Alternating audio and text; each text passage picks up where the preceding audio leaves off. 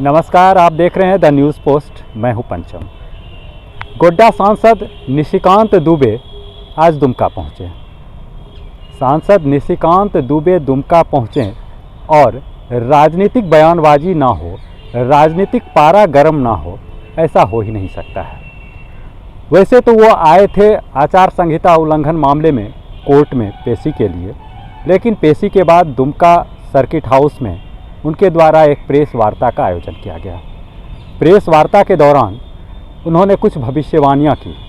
उनकी पहली भविष्यवाणी है कि नवंबर तक दुमका विधानसभा और बरहेट विधानसभा का उपचुनाव होने की भरपूर संभावना उन्होंने जताई है। वजह, एक तरफ सीएम हेमंत सोरेन तो दूसरे तरफ उनके अनुज बसंत सोरेन का मामला निर्वाचन आयोग में चल रहा है। उन्होंने दावा किया कि भाजपा ही इस केस का पार्टी है और उस नाते यह दावा है कि जल्द ही दोनों की विधायकी समाप्त होने वाली है। क्या कहा निशिकांत दुबे ने, पहले आप वो सुनिए। और जो मुझे संभावना दिख रही है कि दुमका विधानसभा में जो है फिर से एक बार चुनाव आने वाला, उपचुनाव की संभावनाएं जो है दुमका में बढ़ गई। जिस तरह से भ्रष्टाचार बढ़ा, भाई भतीजावाद बढ़ा, जो कल माननीय प्रधानमंत्री जी ने जो लाल किले के प्राचीर से अपने संबोधन में कहा, उसका सबसे जीता जागता उदाहरण यही दुमका है। पिछले 40-42 साल से एक ही परिवार इस दुमका में प्रभावी है। पिताजी सांसद हैं तो बेटा विधायक है, वाइफ जो है एमएलए है, बेटा एमएलए है तो बेटे की वाइफ भी एमएलए है। इस दुमका में जो है कभी भी एक परिवार के बाहर राजनीति नहीं जाती। और जब एक परिवार राजतंत्र की तरह प्रभावी होता है तो वो गलतियां करता है।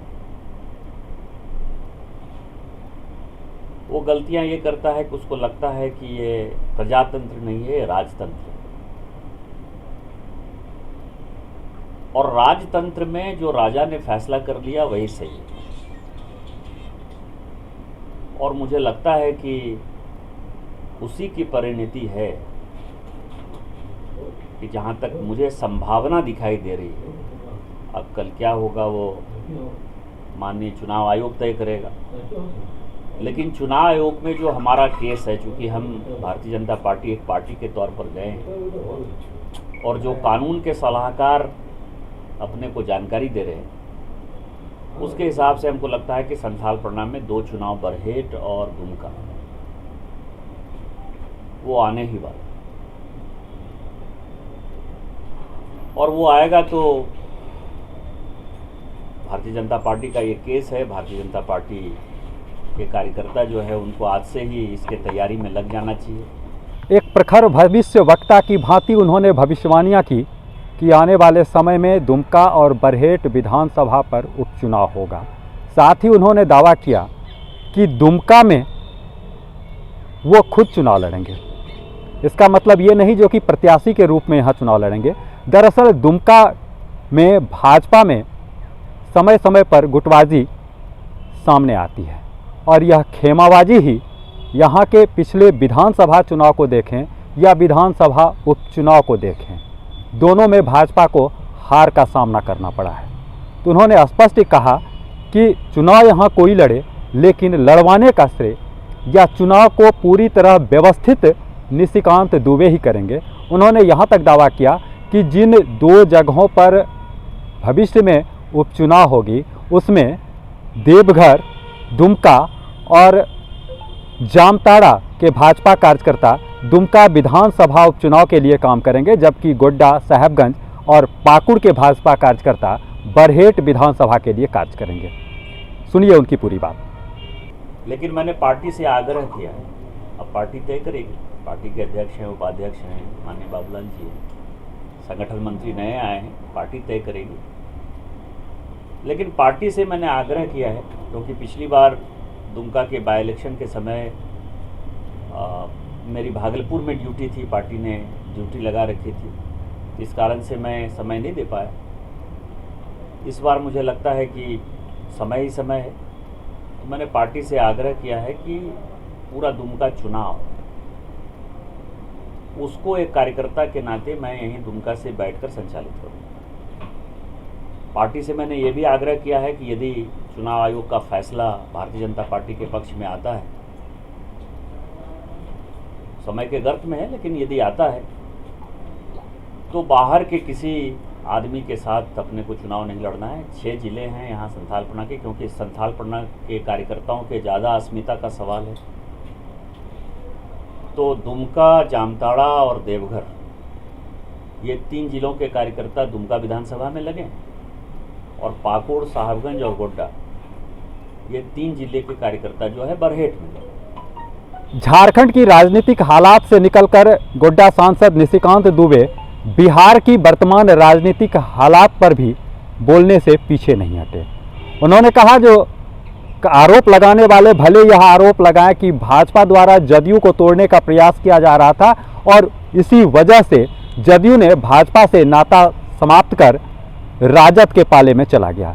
लेकिन निशिकांत दुबे का यह दावा है कि राजद के द्वारा जदयू के विधायकों को तोड़ने का प्रयास किया गया था और इसमें नीतीश कुमार को सीएम की कुर्सी खतरे में लगी, इसीलिए उन्होंने भाजपा से नाता तोड़ते हुए राजद के शरण में चले गए और मुख्यमंत्री बन गए। हर हाल में नीतीश कुमार मुख्यमंत्री बने रहना चाहते हैं। उन्होंने बिहार में शराबबंदी के मुद्दे पर भी बात की और कहा कि यह शराबबंदी सिर्फ दिखावे के लिए है, लोग जहरीली शराब पीकर मर रहे हैं, सरकार को राजस्व की प्राप्ति नहीं हो रही है, लेकिन जिनके पास रुपया है उनके घर तक शराब पहुंच जा रहा है, माफियाओं की चांदी है। इसीलिए भाजपा तो यह कहेगी बिहार से शराबबंदी बंद होनी चाहिए। और उन्होंने कहा, चूंकि यह राजद का चुनावी एजेंडा रहा है तो निश्चित रूप से आने वाले समय में बिहार की जनता राजद से यह जरूर सवाल करेगी कि उनके चुनावी एजेंडे का क्या हुआ। क्या कहा निशिकांत दुबे ने, आप सुनिए। अभी जो तत्काल मुझे दिखाई दिया कि जब ओवैसी के पार्टी के कुछ विधायक तेजस्वी यादव जी की पार्टी में चले गए, लालू जी की पार्टी में चले गए, तो दोनों गठबंधन के बीच का जो डिफरेंस था वो केवल 3 एमएलए का रह गया। और नीतीश जी को यह जानकारी लग गई थी, क्योंकि वो मुख्यमंत्री थे, कि किसी भी दिन हमारे 10-12 एमएलए जो है इस्तीफा देके तेजस्वी यादव जी मुख्यमंत्री बन जाएंगे, उनके साथ चले जाएंगे। तो भाजपा उनकी पार्टी को नहीं तोड़ रही थी, उनकी पार्टी को तेजस्वी यादव तोड़ रहे थे। तो अपना मुख्यमंत्री कुर्सी सुरक्षित रखने के लिए उन्होंने पलटा मारा। लेकिन जिसको मुख्यमंत्री बनने की चाहत है, भूख है, वो इनके नेतृत्व को कब तक मानेगा? नीतीश जी की राजनीति अंधकारमय नजर आती है। वो 6 महीने बाद हो जाए, या तो उनकी पार्टी टूट जाए तो 6 महीने के अंदर तेजस्वी जी मुख्यमंत्री बन जाए, या 2024 के बाद। जहां तक बीजेपी का सवाल है, बीजेपी के पास आज की डेट में 17 लोकसभा की सीट बिहार में है, और बुरी सी बुरी परिस्थिति में भी भारतीय जनता पार्टी वो 17 सीट जीतेगी।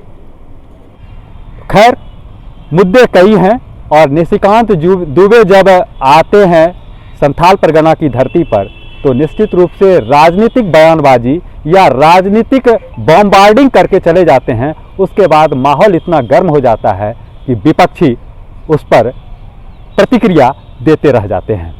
द न्यूज़ पोस्ट के लिए दुमका से पंचम कुमार झा।